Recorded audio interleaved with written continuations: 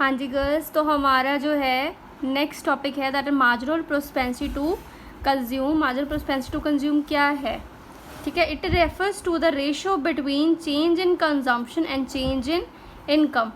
जो मार्जिनल मतलब है, मार्जिनल का मतलब क्या होता है? चेंज कितना आया है। प्रोस्पेंसिटी टू कंज्यूम क्या है? Ratio between consumption and income. ठीक है, तो मार्जिनल का मतलब क्या है कि इनकम में चेंज आने से कंजम्पशन में कितना चेंज आया है, उसे हम बोलते हैं marginal propensity to consume. It is a ratio between change in consumption and change in income. ठीक है, जैसे for example if the income of country increases from 1000 crore to 1200 crore. अगर इनकम जो है कंट्री की वो बढ़ के हो गई है 100 से 1200 करोड़, दैट डिफरेंस कितना आ गया? 200 करोड़ का। चेंज इन इनकम क्या है?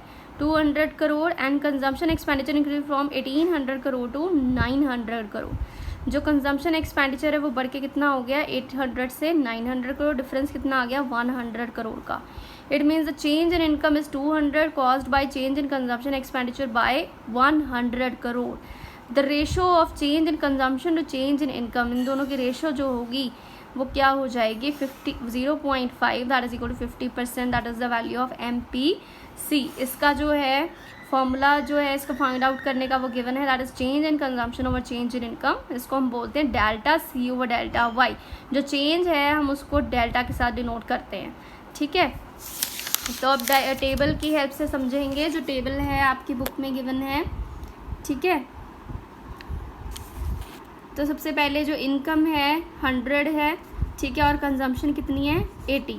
इनकम 100 है, कंजम्पशन है 80। लेकिन अब इनिशियली हमें ये नहीं पता कि इनकम में कितना चेंज आया और कंजम्पशन में कितना चेंज आया, क्योंकि MPC हमने चेंज पढ़ना है। ठीक है, तो इसलिए हमें चेंज नहीं पता है इनिशियली, क्योंकि हमारे पास प्रीवियस वैल्यू नहीं है, इसलिए ये जो है ब्लैंक छोड़ देंगे। तो इसलिए इनिशियली जो MPC की वैल्यू है उसको हम फाइंड आउट नहीं कर सकते हैं। फिर उसके बाद आपकी जो इनकम बढ़ के हो गई, इकोनॉमी की बढ़ के हो गई 100 200 करोड़, तो जो कंजम्पशन है वो बढ़ के हो गई 80 to 120। दोनों में कितना डिफरेंस आया? इनकम में कितना चेंज आया? 100 करोड़ का। 200 में से 100 माइनस कर दो, 100। ठीक है, ऐसे ही कंजम्पशन बढ़ के हो गई 80 to 120। दोनों में कितना डिफरेंस आया? 120 minus 80 that is equal to 40। तो जो MPC है वो रेशो होती है delta C over delta Y की। अब डेल्टा C की वैल्यू क्या है? 40। ठीक है, ऐसे ही इसकी वैल्यू क्या है इनकम की? 100। 40 over 100 is equal to 0.4 value आ गई MPC की। ऐसे ही नेक्स्ट आपने निकाल लेनी है। इसमें भी डिफरेंस आया 100 का, फिर इसमें 30 का डिफरेंस आया। 30 ओवर 100 दैट इज इक्वल 0.3। ठीक है, तो अब डायग्रामेटिकली क्या है? Diagrammatically the diagram will be same as APC का डायग्राम जो मैंने आपको करवाया उसके जैसा ही है, सेम। ठीक है, X एक्सिस पे हमने इनकम ले लेना है, Y एक्सिस पे कंजम्पशन ले लेना है, पॉइंट्स प्लॉट कर लेने हैं 50-50 का डिफरेंस लेके, यहाँ पे 40-40 का डिफरेंस लेके। ठीक है, फिर इनिशियली जब इनकम 100 है, आपकी कंजम्पशन कितनी है? 80। इन दोनों पॉइंट्स को जब आप ज्वाइन कर दोगे ये पॉइंट बन गया नंबर 1। फिर उसके बाद जब इनकम बढ़ के हो गई 100 200, तो कंजम्पशन बढ़ के हो गई 120। इन दोनों को ज्वाइन कर दोगे नेक्स्ट पॉइंट, तो इन दोनों में कितना डिफरेंस आया? ये कंजम्पशन का डिफरेंस है, ये कंजम्पशन का डिफरेंस शो कर रहा है, और ये इनकम का शो कर रहा है। यही डिफरेंस शो कर रहा है ना, इसलिए इन्होंने ये बताया है कि ये जो डिफरेंस है ये क्या शो कर रहा है? Delta C।